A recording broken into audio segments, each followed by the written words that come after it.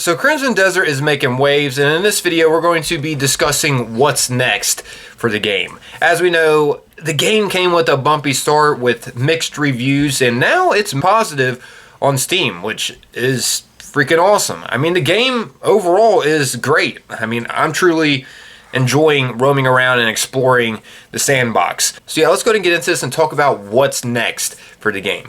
First off, I just gotta say that it seems like the CEO of Crimson Desert knows what's up, and that's promising news because that relates to how the future of this game will look. I mean, over time, this game will continue to roll out updates and get better and better.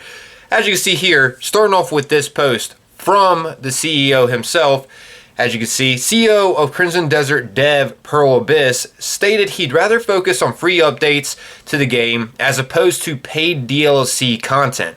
His exact words were translated from Korean. This is it. Here's what he said. While it is good to see sales of expansion packs, I believe there are games that generate revenue by increasing sales of the base game as content expands. I want to make strategic decisions that ensure the base game of Crimson Desert sells well. So that right there is some promising news of the direction that this game could be heading in the future. I mean, it already has a phenomenal start, and it seems like it's going to be getting better.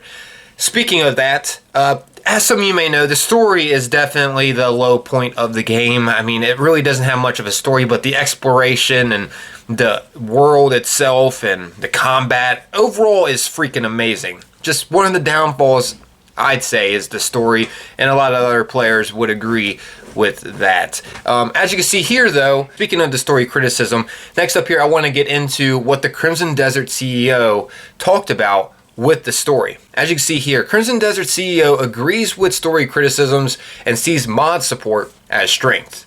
And if you click this link, it opens up this page here of what he said. I'll go ahead and read this out for y'all. It's actually really good and promising for the future. Pearl Abyss CEO Hyo Jin Young stated regarding the AAA action adventure game Crimson Desert released this month and creating a strong wave of popularity that we will strive to make it a game loved for a long time.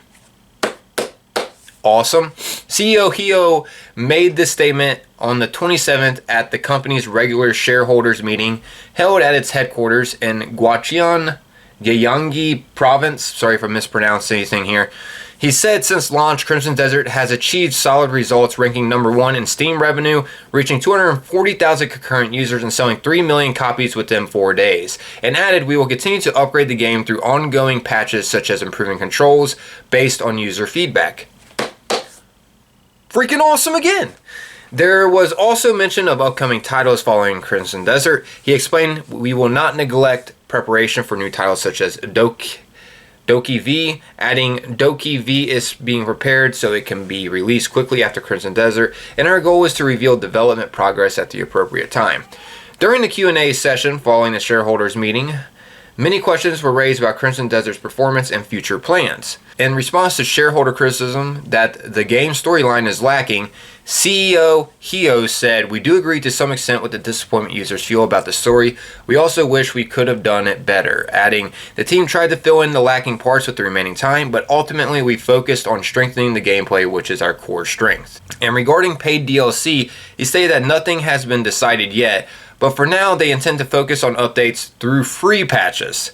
He said while expanding through paid expansions is good, there are also cases where expanding content leads to more sales of the base game, and added, we wanted to make strategic decisions that help Crimson Desert itself sell more, like I mentioned before.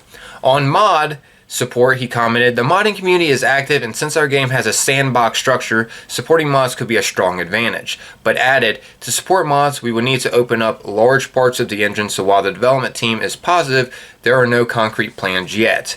Regarding the high difficulty and entry barrier, we understand that user convenience is being prioritized for improvement, and added, as for the barrier for new players, various streamers and influencers will help strengthen the community. They all go on to say on support for Nintendo's Switch 2 compared to other consoles, Switch still has lower specifications, so there are things we would have to give up. But added, internally we have begun R&D with interest. Anyways, carrying on here, regarding multiplayer support, the development team did attempt to implement multiplayer internally, but given current hardware limitations, there are clear graphical sacrifices required, and concluded that it is difficult to pursue at this time.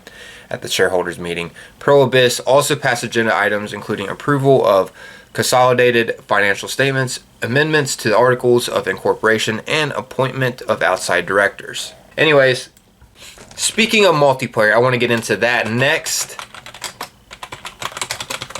There's actually some talk about this. CEO Hio of Pro Abyss stated, "We are planning to roll out additional content for Crimson Desert, such as DLC and multiplayer features, depending on market demand."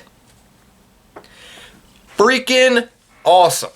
I don't know exactly what to expect with the multiplayer features, but yeah, we'll be able to explore eventually or with other people. That's freaking awesome. And here's what's been rumored that's going to be coming with the multiplayer. As you can see here, it states, the multiplayer buzz GTA Online style hints.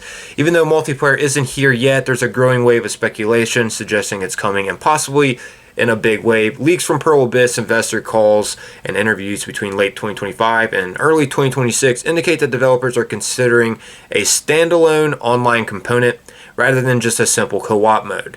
Rumored features include mercenary activities from your own band, take contracts, and operate, like the Greymanes in-game. PvP siege warfare, massive battles over territory, evoking the epic scale of Black Desert Online. And player-driven economy, trade, craft, and influence the game world alongside other players. And it also goes on and states, while these are still just rumors, the potential for a GTA Online style multiplayer world is tantalizing. Reddit and gaming forums are abuzz with speculation that any such mode might include microtransactions to support ongoing development, though the base single-player experience will remain a premium product. Now, get into topic about the microtransactions. If that's what they got to do to support this game, as long as it's not like paid to win microtransactions and it's just like cosmetic stuff and whatnot, I really don't see it being that big of a deal, especially if we can continue to get free patches through the future, if they're able to generate enough income to, you know, keep free patches coming to us instead of paid DLCs in the future. You know, that's just how the economy is working nowadays with games. Microtransactions are a way to support live products. You know, a bunch probably just came to your head of what runs off microtransactions to stay afloat. Fallout 76 being one of them. Fallout 76 gets tons of free updates. They're literally on their 66th free update.